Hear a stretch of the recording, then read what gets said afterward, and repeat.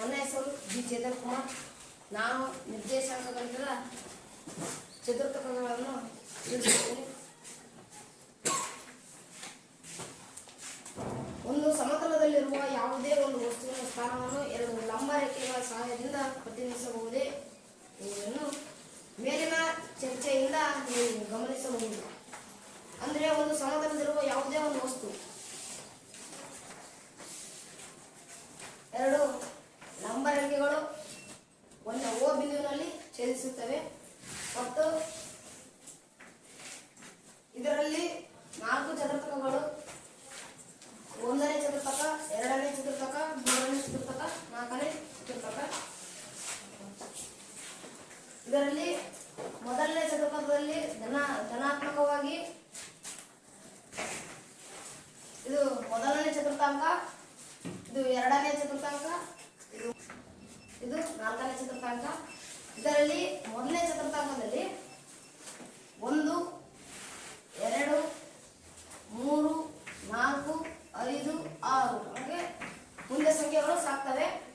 ಇಲ್ಲಿ ಧನಾತ್ಮಕವಾಗಿ ಪ್ಲಸ್ ಇಲ್ಲಿ ಈ ಮೊದಲನೇ ಚತುರ್ಥಾಂಕದಲ್ಲಿ y x ಮತ್ತೆ x ಡ್ಯಾಶ್ y ಡ್ಯಾಶ್ ಬರುತ್ತದೆ.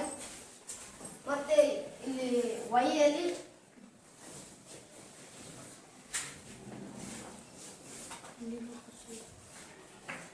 ಇಲ್ಲಿ ಸಹ ಧನಾತ್ಮಕವಾಗಿ ಬರುತ್ತದೆ, ಅಂದ್ರೆ ಪ್ಲಸ್.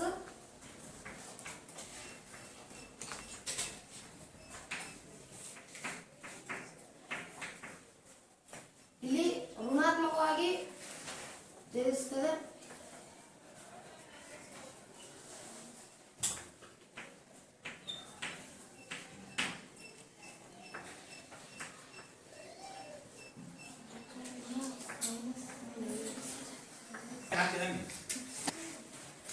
ಇಲ್ಲಿ ಋಣಾತ್ಮಕವಾಗಿ ಬರುತ್ತದೆ. ಇಲ್ಲಿ 2ನೇ ಚತುರ್ಥಕದಲ್ಲಿ ಮೈನಸ್ ಮತ್ತೆ ಪ್ಲಸ್ ಎರಡು ಸಹ ಬರ್ತದೆ.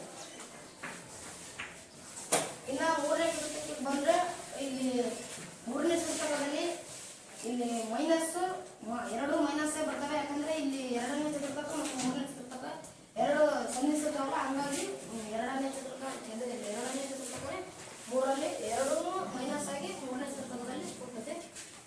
ಹಂಗಾಗಿ ಇಲ್ಲೂ ಸಹ ಸಂಖ್ಯೆಗಳು ಬರ್ತವೆ. ಇಲ್ಲಿ ಮೈನಸ್ ಆಗಿ ಎಲ್ಲ ಸಂಖ್ಯೆಗಳು ಬರ್ತವೆ. ಇಲ್ಲಿ ಮೈನಸ್ ಮತ್ತು ಮೈನಸ್ ಬರುತ್ತದೆ. 4ನೇ ಚತುರ್ಥಕ್ಕೆ ಬಂದ್ರೆ ಇಲ್ಲಿ ಪ್ಲಸ್ ಮತ್ತೆ ಮೈನಸ್. ಈ 4ನೇ ಚತುರ್ಥಕದಲ್ಲಿ ಪ್ಲಸ್ ಮತ್ತೆ ಮೈನಸ್ ಇಲ್ಲಿ ಸಹ ಕೊಡ್ತವೆ. ಇಲ್ಲೂ ಸಹ ಸಂಖ್ಯೆಗಳು ಹಾಗೆ ಮುಂದುವರಿತವೆ.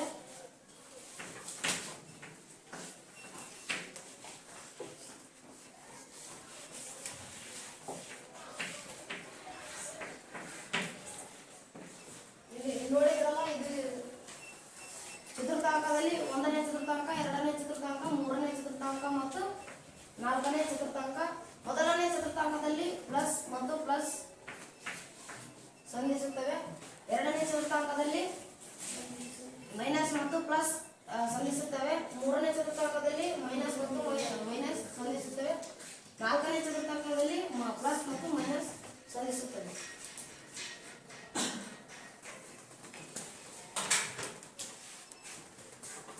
ಸ್ನೇಹಿತರೆ, ಮತ್ತೆ ನಾವು ಚತುರ್ಥಕವನ್ನು ಹಾಕಿ ಮತ್ತೆ ಇನ್ನೊಂದ್ಸಲ ಒಂದು ಲೆಕ್ಕವನ್ನ ಗುರುತಿಸೋಣ. ಒಂದು ಲಂಬ ರೇಖೆಯನ್ನು ಎಳೆದುಕೊಳ್ಳೋಣ. ಮತ್ತೆ ಸಂಖ್ಯೆಗಳನ್ನು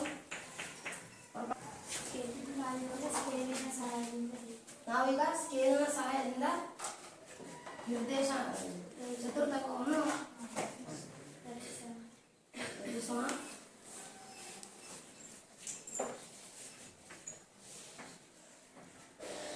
y ಡ್ಯಾಶ್ x ಡ್ಯಾಶ್. ಮತ್ತೆ ಈಗ ಸಂಖ್ಯೆಗಳನ್ನು ಗುರುತಿಸೋಣ. ಮೊದಲು ಇದು ಮೊದಲನೇ ಚತುರ್ಥಾಂಕ, ಇದು ಎರಡನೇ ಚತುರ್ಥಾಂಕ,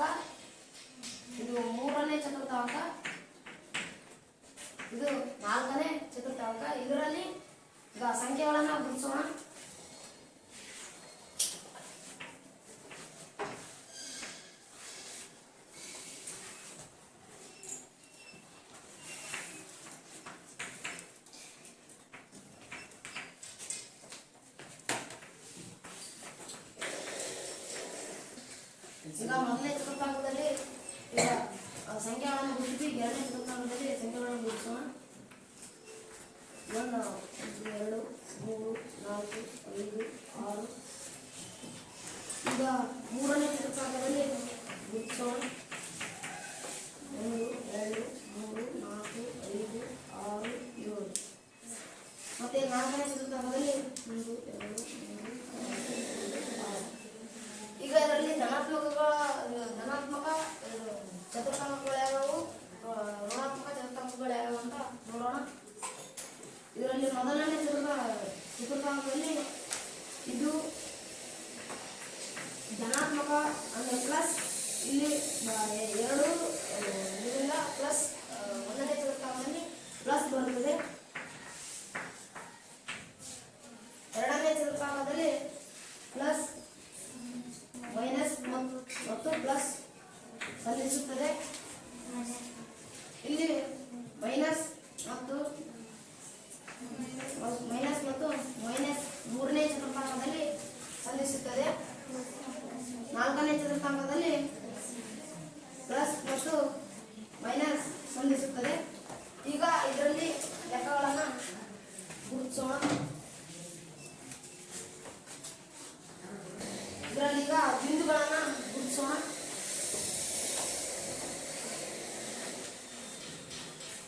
ಈಗ ಬನ್ನಿ -3 ಓ ಅನ್ನು ಗುರುತಿಸೋಣ.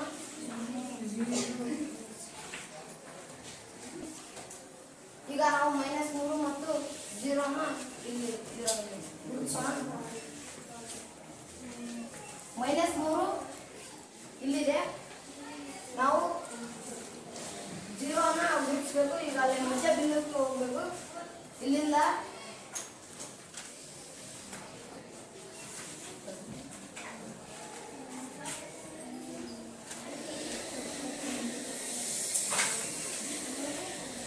ಈಗ ಇಲ್ಲಿಂದ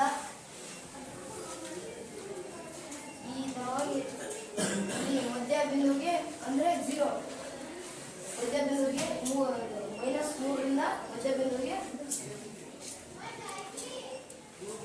ಈ ತರವಾಗಿ ನಾವು ಗುರುತಿಸ್ತೀವಿ. ಇಲ್ಲಿ ಇದಕ್ಕೆ ಒಂದು ಅಕ್ಷರವನ್ನು ಕೊಡಬೇಕು. ಅದು ಮೈನಸ್, ಇಲ್ಲಿ ನೀವು ಗುರುತಿಸಿದಂಥ ಬಿಂದು ಯಾವುದಂತ ಸಹ ಇಲ್ಲಿ ಬರೀಬೇಕು. -3, 0. ಮತ್ತೆ ಇನ್ನೊಂದನ್ನ ಗುರುತಿಸೋಣ.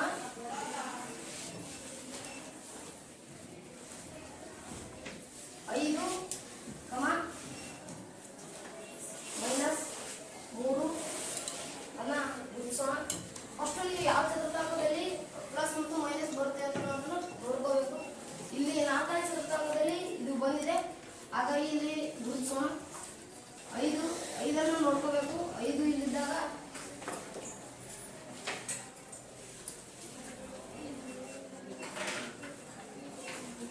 ಇಲ್ಲಿಂದ 3 ನೋಡ್ಕೊಂಡು ಇಲ್ಲಿ ಪ್ಲಸ್ ಮತ್ತು ಮೈನಸ್ ಅನ್ನ ಇಲ್ಲಿ ನೋಡ್ಕೋಬೇಕು. ಇಲ್ಲಿ ಗುರುತಿಸಿ ಇಲ್ಲಿ -3ರಿಂದ +5ಕ್ಕೆ ನಾವು ಇಲ್ಲಿ ಗುರುತಿಸೋಣ. ಇಲ್ಲಿ ಬಿಂದುವನ್ನು ಎಲ್ಲಿ ಗುರುತಿಸಿರ್ತಾರಲ್ಲ ಅಲ್ಲಿ ಇದಕ್ಕೆ ಒಂದು ಅಕ್ಷರ ಸಹ ಕೊಡಬೇಕು. ಕೊಟ್ಟು 5, -3 ಈ ತರ ಬಂದ್ರೆ ಇಲ್ಲಿ ನೀವು ಬಿಂದು ಗುರುತಿಸಿದ ಹಾಗೆ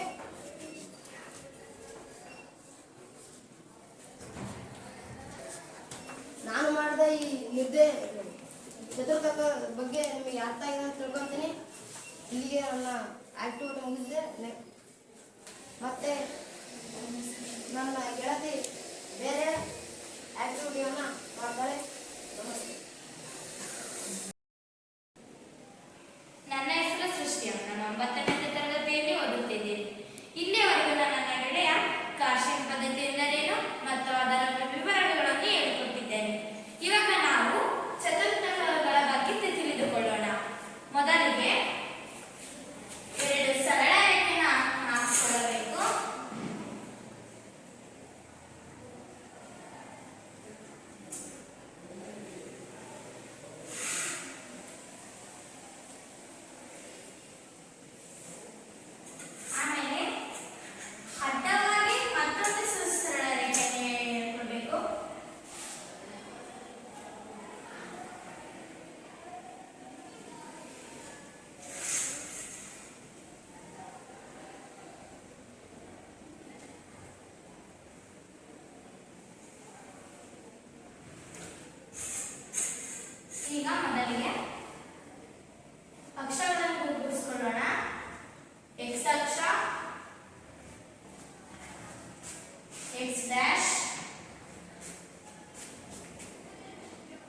y ಅಕ್ಷ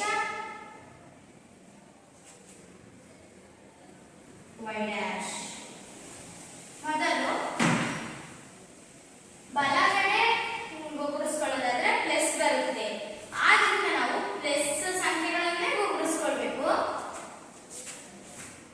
1 2 3 4 5.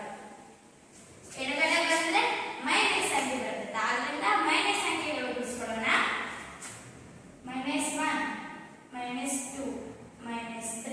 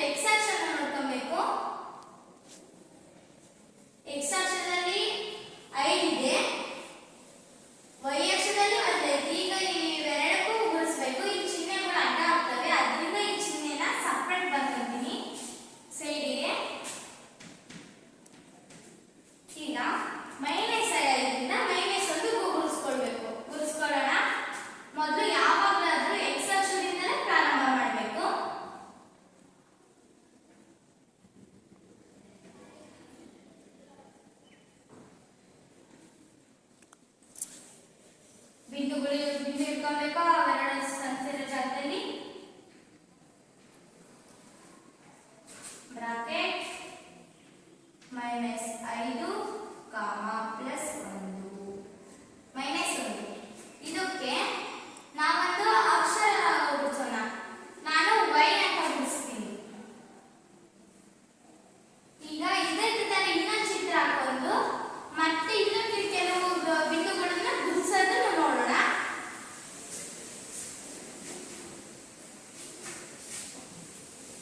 ನೆಕ್ಸ್ಟ್ ಚಿತ್ರದಲ್ಲಿ ಇದೇ ತರ ಬರುತ್ತೆ. ಅದರಲ್ಲಿ ಹಿಂಗೆ ಹಾಕೊಳ್ಬೇಕು ಮತ್ತೆ ಗುಣಿಸ್ಕೊಳ್ಬೇಕು.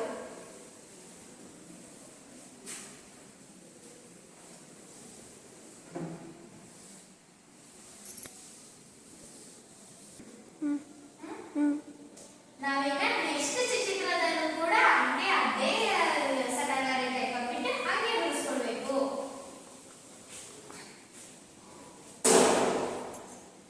ನೆಕ್ಸ್ಟ್ ಮತ್ತೆ ಎರಡು ಸರಳ ರೇಖೆ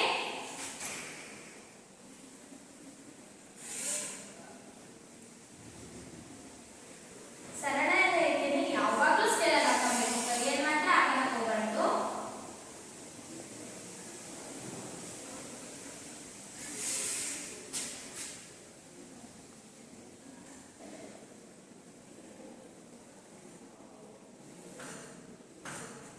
ನಾವು ಆಗ ಏನು ಗುಣಿಸಿದ್ವೋ ಹಂಗೆ ಗುಣಿಸ್ಕೊಳ್ಳೋಣ.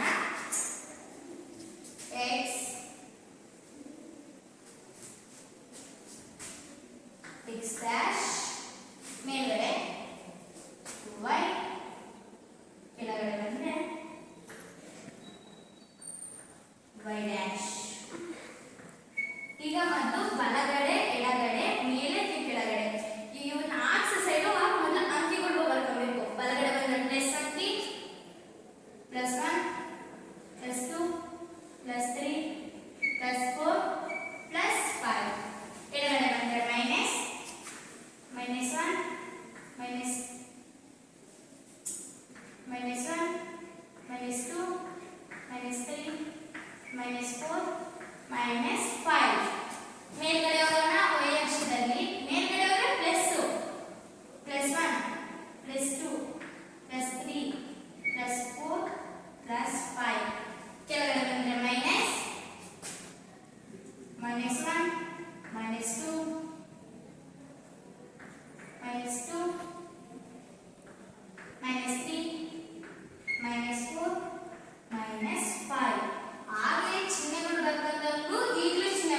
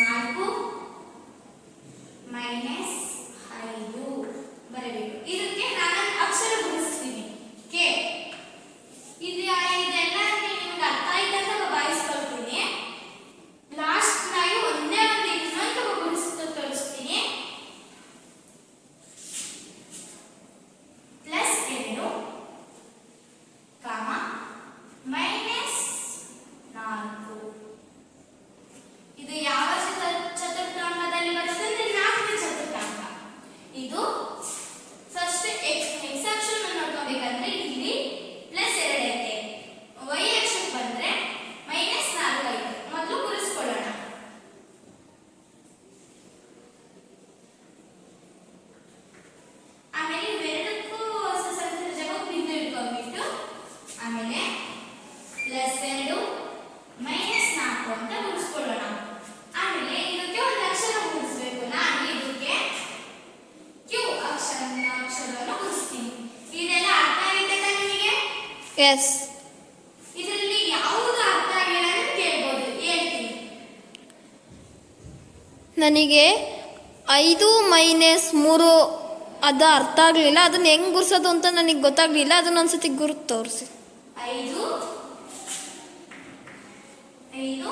-5 ಪ್ಲಸ್ 3 ಪ್ಲಸ್ 3.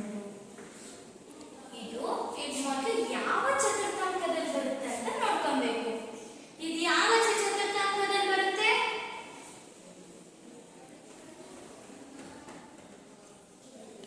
ಮೂರನೇ ಚತುರ್ಥಾಂಕದಲ್ಲಿ ಬರುತ್ತೆ. ಅಲ್ಲ, 2ನೇ ಚತುರ್ಥಾಂಕದಲ್ಲಿ ಬರುತ್ತದೆ. ಅದು ಮೊದಲು ನೀವು ಚಿಹ್ನೆಗಳನ್ನ ನೋಡ್ಕೊಬೇಕು, ಆಮೇಲೆ ಹೇಳ್ಬೇಕು ಅದು ಎಷ್ಟನೇ ಚತುರ್ಥಾಂಕ ಎಂದು. ಈಗ ಅದನ್ನ ಈಗ ನೀವು ಮತ್ತೆ ಗುರುತಿಸ್ಬೇಕಾ? ಹೌದು. ಹಂಗಂದ್ರೆ ಇದು ಅರ್ಥ ಆಗಿಲ್ಲ.